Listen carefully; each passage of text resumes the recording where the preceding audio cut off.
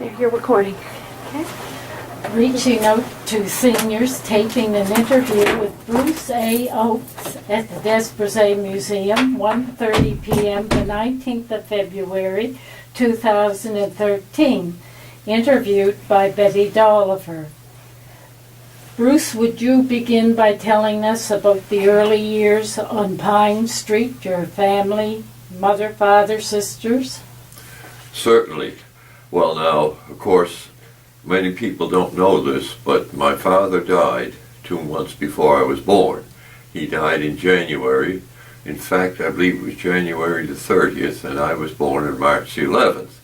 But my two sisters, Sylvia, the oldest one, and Allison, they were born before that. And, of course, my sister Allison has since passed away with Alzheimer's.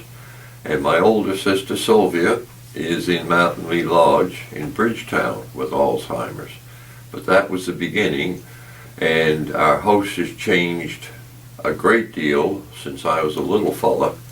But as I mentioned when I came in here with that book on Captain Publicover, one of the first things I can remember really vividly was when I was a little fella, 7, 8, 9 years old, I used to go down Pine Street, go across King Street, and there was a nice old pier there, and I would sit on the edge of that pier, and with my little fishing rod and line, and a hook and worm, and fish for jolly cod, and sculpins, and that stuff, flatfish.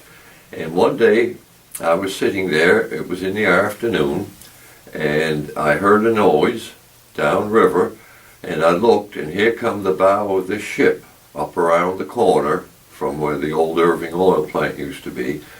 And it was a 4-masted sailing ship, painted a nice dark green and black with these beautiful 4 masts, a dark mahogany brown. And as they came around the bend, they were reefing the sails to bring her into the government wharf across the river from me. And that ship, under Captain Publicover, I was the last person probably in Bridgewater to see that ship, because they loaded I don't know how many tons of baled pulp off the wharf. They towed the ship downstream backwards, and she set sail for down the coast, and I think it was Nantucket Sound, if I'm not mistaken. The captain thought he had her far enough out, but he ran up on a shoal, and there were 2 or 3 Coast Guard ships, big ships, with 12-inch hawsers that tried to pull that ship off at the highest tide. They couldn't get her off. They ran into 2 gales while she was sitting there. She became almost completely submerged. The stern was down in the water, and when the captain finally decided they had to abandon her, he looked down into the cabin where they used to have their parties, and the organ was floating around in the water, and everything was gone. But his family was all aboard that ship, and they used to have, I don't know if this is relevant, but the one daughter played the organ, the other daughter played the violin, 2 boys played saxophone, 1 fellow had a piano accordion, and 1 fellow played drums. And that was all aboard that ship, but they had to abandon her. So I feel that I was the last person to see this Jean F. Anderson. And Was Pine Street, it wasn't like a main thoroughfare to...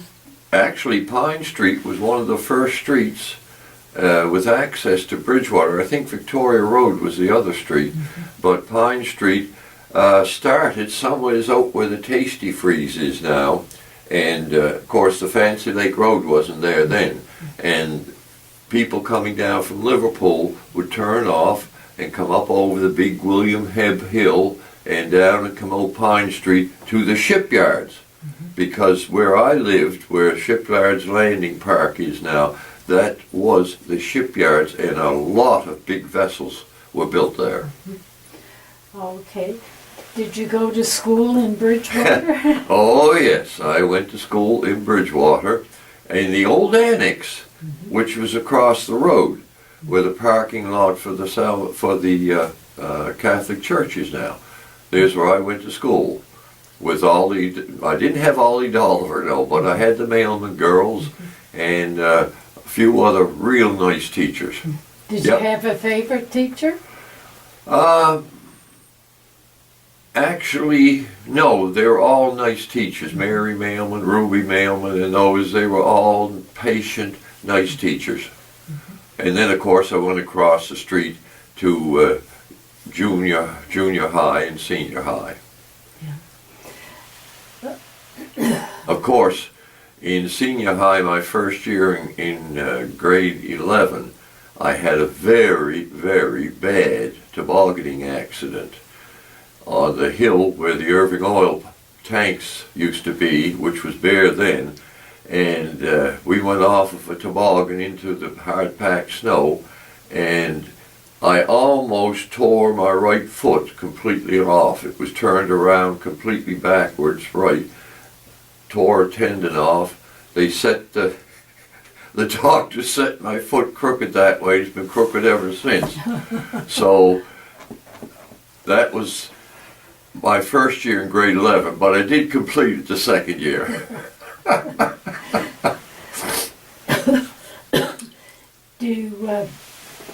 Can you tell us anything about the water carnival? Oh my heavens, yes. Now, about that water carnival, the water carnivals, of course, were held where the parkades are now. And, of course, people had bad things to say about the parkades because they ruined the trees and all that sort of stuff.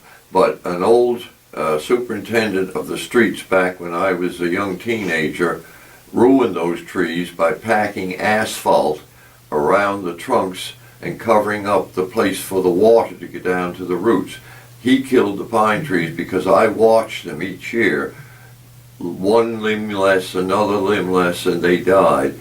But anyway, that's where the water carnivals were, and I watched every one that there was, as near as I know, and I remember I was telling you about a fellow by the name of Warren James from down in La Have. He had a little shell of a boat with a great big outboard motor on, and he'd make a great big show of tearing up the river. And of course, when he'd get to where the water carnival was, he had to cut the motor. And the backwash was so great that it would come in over the back of the shell and cut the motor off, and then he'd have one heck of a time getting the thing going again. But to see all those boats, my gosh, coming up the river, some of them had music on them, and there was always pageants and the grease pole, and it was just a wonderful time, wonderful time. Yeah. There was always music in your family? Well, I always tell people I cut my teeth on a mouth organ, and I probably broke my first fingernail on my father's little ukulele. It's a miniature banjo uke, but my mother had the most beautiful voice that was ever, and I have never in my life since heard a voice to match. Yeah. My sister Allison was gifted with a natural alto, which is very unusual, and she had the most cultured voice. Sister Sylvia had a voice, but her voice was high. But every evening after supper, that was the ritual. I'd grab my ukulele or something, and we'd sing and sing and sing. Yeah. So you played the both organ and the uke.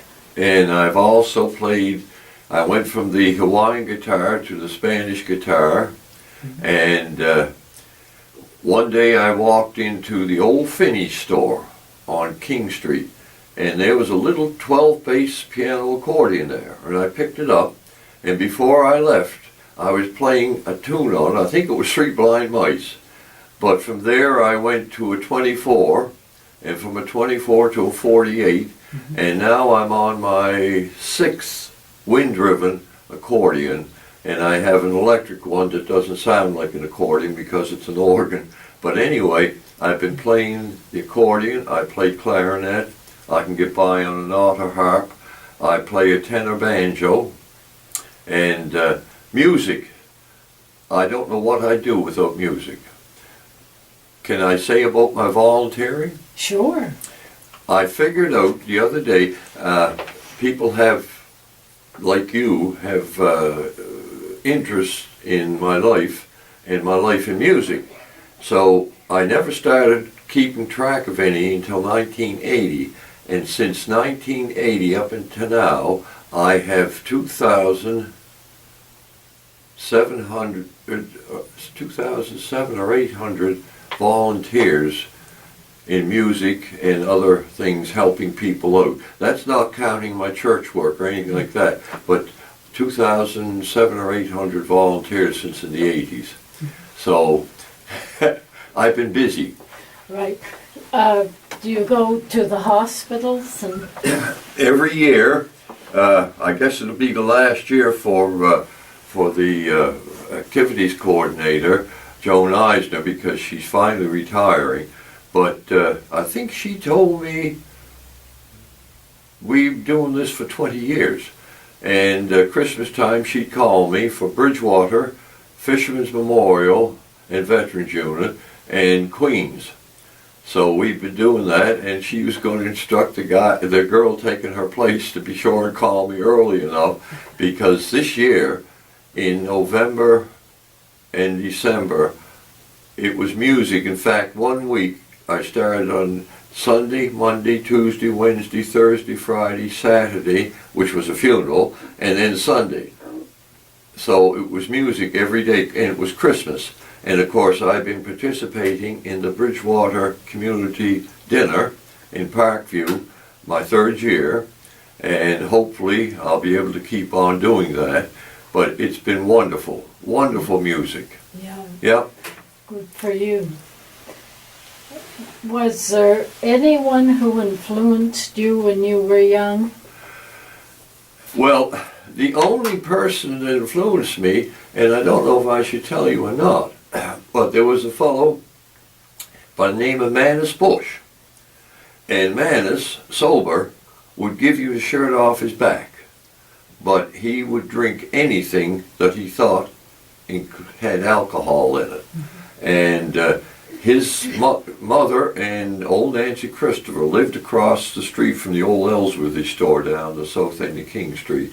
And if we passed Manus coming home from school, if we passed Manus weaving around the road, we'd run ahead and tell Mrs. Bush and Nancy that Manus was coming, because they'd crawl upstairs and he couldn't get up the stairs drunk.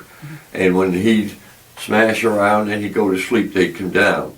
But one day I went out on our front porch, which wasn't glassed in at the time, and I looked down at the mouth of Pine Street and I saw Manus coming from side to side to side. I went in and got supper, and I come out, he was just going by the house.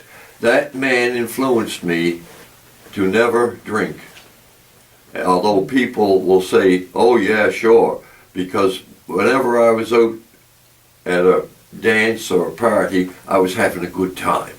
And people thought I was, in fact, they used to come to my mother and say, Frida, I saw Bruce the other night, and I know I shouldn't say anything, but he seemed to be having a good time. And Mom would laugh, and she'd say, well, you wait till I get home, I'll speak to him. And when I come home, she'd be laughing, because she knew. Didn't need yeah. So, but in other words, well, now, Sylvie Murray was our choir director, and I have to say that she taught me a lot about singing, enunciation, pronunciations, expression, and stuff like that. And I have to say that she influenced me greatly in music. But other than that, I can't think of anybody really. Mm-hmm. I had a lot of fiddle players to play with me at old-time dances, but it was just something that I liked to do. Mm-hmm. Did you work after school while you went to school? No, I didn't. No. I didn't start working until I quit school in grade 11. What was your first job? Do you want to give us a... Oh, my first job, Eric Fillingham at that time had a lumberyard across the river from home where the Power Corporation is now, that area there, and the big tire place. And of course I got a job there. in the summertime, I used to go across the river in my boat. And the first week that I was there, as a 16-year-old fella, skinny as a rake, without a bit of strength, and we had 3-inch spruce plank, anywheres from, well, it was 3 inches thick, unplaned, and anywheres from 10 to 12 inches wide, and anywheres from 10 to 15, 16 feet long. Not only did we have to lift that, one person to a plank, but we had to drag it way across the yard to the railroad track, heave it up over a piece of wood across the doors of the freight car, and 2 fellows inside would grab a hold of it and pull, and I'd push. And when I went home the end of that week with my miserable little paycheck, if my mother would have been waiting inside the door with a shotgun, I'd have said, please shoot, because I was dead. And it's no wonder my back is in the shape it is, because all my life I've worked at jobs that people wouldn't do now, lifting. Yeah. So where did you go then? Well, from then I went on the freight trucks with my sister Allison's husband, Merle. And from there I went to service stations. Spent a year or more in Halifax in service stations. I came home, and down in the bottom of LaHave Street, close to the tire plant, there's a place there now called LaHave Clinic, something like that. It was Carol Weber's service station. And I worked there, I think, for must have been about 2 years at least, until Carol died and Vernie, his wife, closed the station down. And I came uptown Friday afternoon, went into the unemployment office. Ralph Hurtle was there. And of course, unemployment back then was something. And I said, Ralph, I'm out of a job, so can I apply for unemployment? Sure, he said, and he started filling out a bunch of papers. And I went home, and Saturday afternoon, I was out mowing the front lawn with a little hand mower. And the first thing, Dana Sarty from Saunders Motors on Pleasant Street at that time drove in the yard. What are you doing? Well, I said, I'm mowing the lawn. Of course, he kind of laughed. He said, no. He said, you got a job? I said, no, I haven't. In fact, I got laid off yesterday. You want to go to work? I said, sure. See you Monday morning. So I spent at least 2 years or more in Saunders Motors, where I learned a lot of trades. Although I was on the grease stand, I learned small engine like valves and stuff, and I became quite a good acetylene welder. And from there I took a year and tried to sell insurance. That was a lost cause. And from there I went to LaHave Electrics, and that was in what is now a vacant lot just up King Street from the corner of King and Dufferin. There's a vacant lot. The first big building was the big yellow building, Sergeant Rex Kelly's building. And then there was quite an empty lot with cement steps coming down from the old gal that used to teach piano. But anyway, and then there was another building, and then this other little building tucked in there, and that was where LaHave Furnishing started. And then Warner Bickle and Harold Harding together bought the Thompson building, which is the big yellow building. And Jimmy Bickle had a candy store in that little store after we left until it got burnt down. But then I spent over 30 years, it was LaHave Electrics, and then it became LaHave Electrics and Appliances, and then it became LaHave Electrics, Appliances and Furnishings, and finally it wound up as LaHave Furnishings. But I was there over 30 years, and quite a session as a commission salesman. Yeah.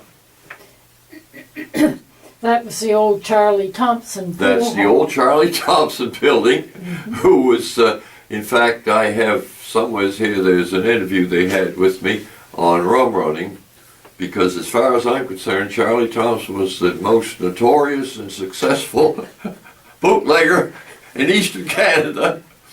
And that building, up in the attic, when you crawled across the planks over the joists to the far west wall, it wasn't the west wall, because Charlie had a section of that wall that you could reach down underneath and lift it up, move it to one side, and there was all the kegs. Yeah, yeah, and Rex Kelly, Sergeant Rex Kelly, devoted his retirement life trying to catch Charlie, and he never ever did.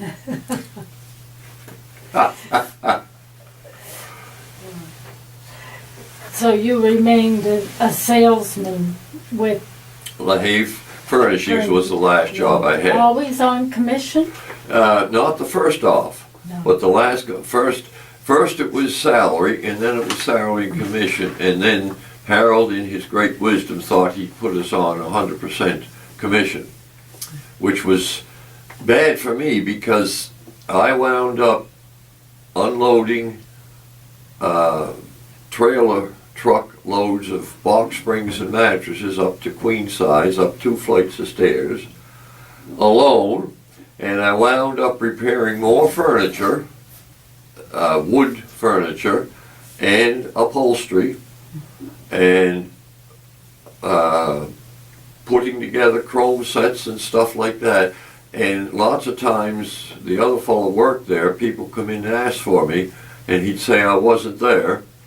And of course he'd wait on them and sell them something, and here I'd be upstairs working my bloody... See, we had to wear white shirts and ties. Oh my. Well, my white shirt and tie were off, and I was wringing in sweat, and I'd have to go in the bathroom, grab some paper towels, and try to dry off before I'd come down. Yeah. But, and of course, I had to retire at 63 because Fred Prince found that because of my heavy work, especially with bales of carpet up to 700 pounds on my back, going into the lower part of the carpet shop up the street, and I saw it on the waybill, 700 pounds.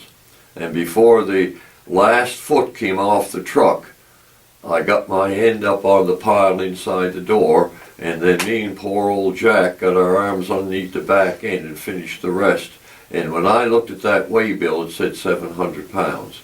And of course, with my other work, Fred Prince wrote to the Minister of Health in Ottawa, and I have the letter home saying that I was permanently disabled. So I had to quit work and live off of a little bit of,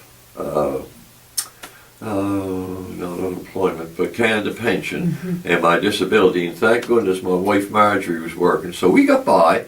Yeah. And then when I got my unemployment, my old age pension at 65, along with the Canada pension, I was making more money than I was when I was working for LaHave Furnishings. They never had any plan for pensions? He would, Mr. Harding, I have to tell this story. I mean, Harold's gone, all respect to him, but anyway, there was a gentleman come in the store one day, and he said that he was going to get health insurance for us. Well, I said, good luck to you.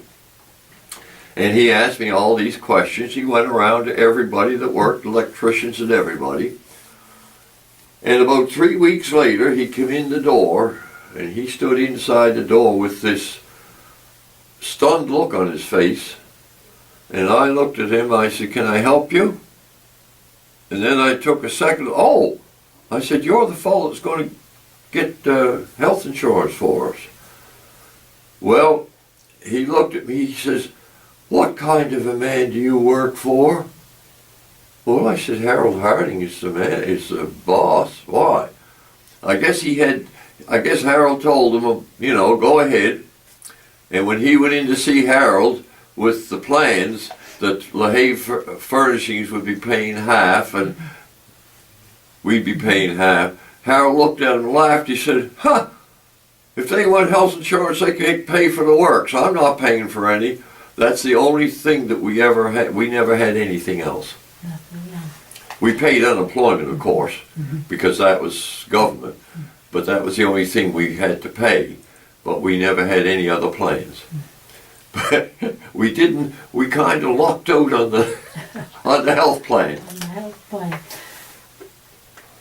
Years ago when you went to school and you lived quite far down Yes. towards the country, it must have taken quite a while for you to get plowed out in the winter time.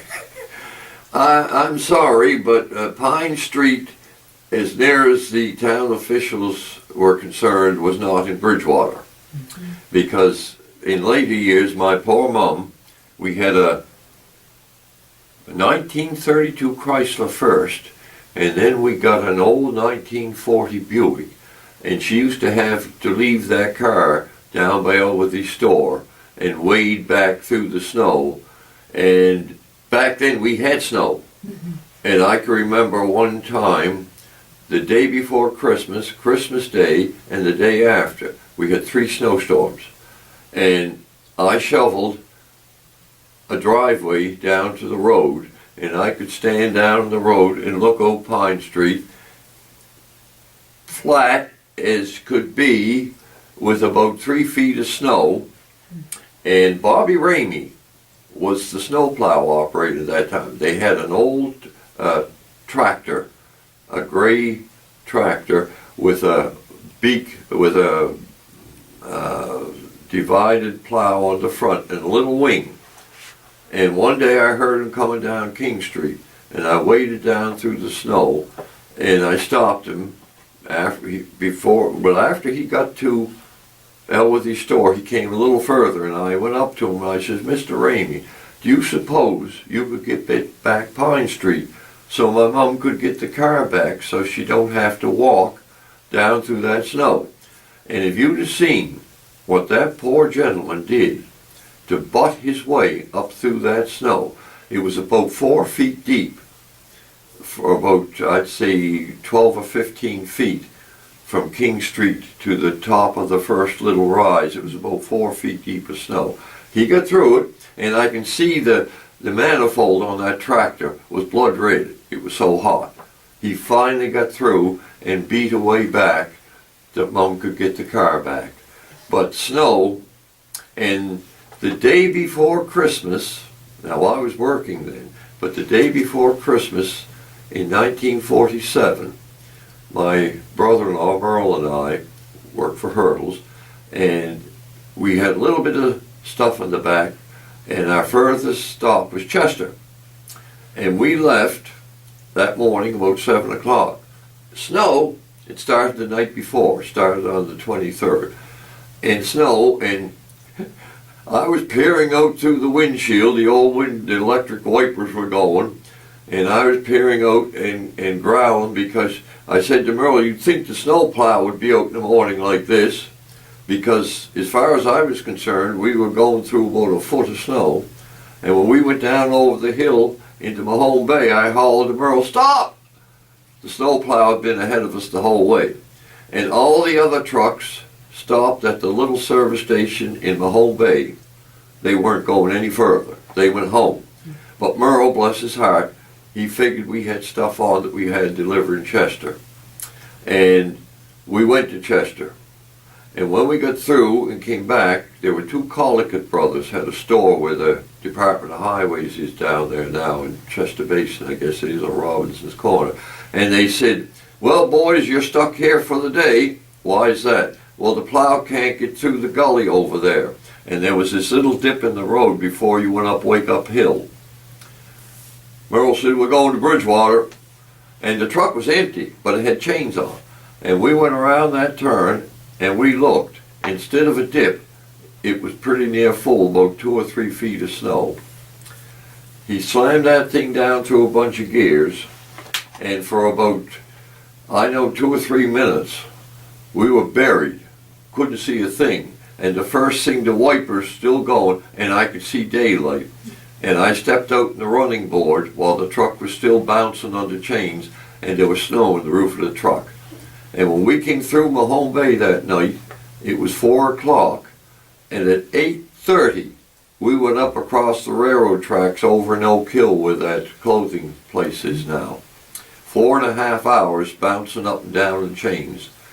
And they told me the next day that that storm had dumped 32 inches of new snow. We had snow back then. Yeah. We don't have it now. People say what we've got now, oh, we got a lot of snow. We've got some snow. We don't have snow like we used to.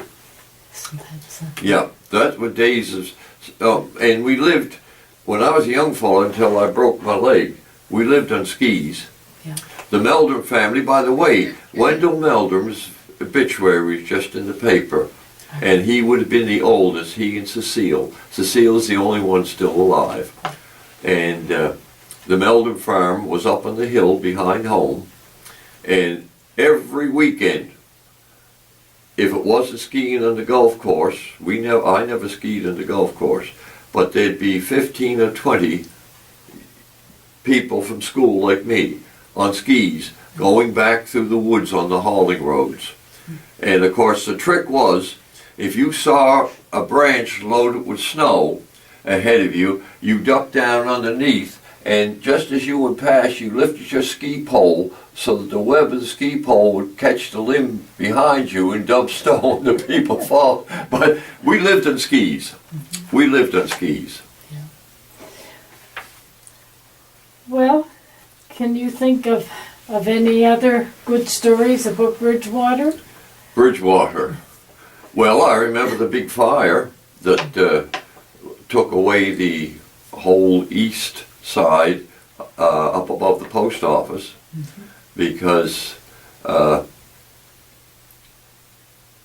when the fire started, I knew there was a fire on, and I'd come out to the store, the lower door, and I'd walk across the street to where the old Rafus Motors was, and I could look up the street, and at one time, about where the old Metropolitan store was, there was a burst of flames, solid flames went right across the street. And of course it wiped out all the stores along there. And a rainstorm. A rainstorm. One day, let me see, I was in the store and I got in my car and drove home quite a ways, about a mile down Pine to get to Pine Street. And when I got home, it was raining so hard. And somehow I got in the house, I was living upstairs then, and the rain was pounding on the little sloped roof right outside the window so hard you could hardly hear yourself talk. And at that time, CKBW had broadcast booth across the river, and they were broadcasting tourist information and stuff, Bob McLaren and a couple others, and Bob McLaren would say, yes, ladies and gentlemen, we can hear some thunder off in the distance, it's probably soon going to rain. And I said, what the heck is he talking about? And anyway, I got back in my car and I drove up the river road, and all of a sudden, just about where the Baptist church now is, the rain stopped. But it was, Betty, it was so thick you could hardly see through it. And I pulled in the parking lot, and I came in the store, and I told Bill Kelly, we were on the bottom floor, I told Bill Kelly what was going on. And we walked out in the front part of the store and looked down King Street, down to where the H.S. Hall building used to be, where Brady's took over at one time. Anyway, here came a wall of water, just the same as if you had a gray bed sheet moving up the street. And when it passed over the store, this is what was really weird. The first thing, there was a river of water about 10 inches deep coming down Dufferin Hill, and there were gas pumps in front of Rafus Motors. And that wall of water, some of it hit those gas pumps and it splashed up about 6 feet in the air. That was a rainstorm. Mm-hmm. That was a cloudburst, and lots of things like that happen that I saw. Yeah. Yeah.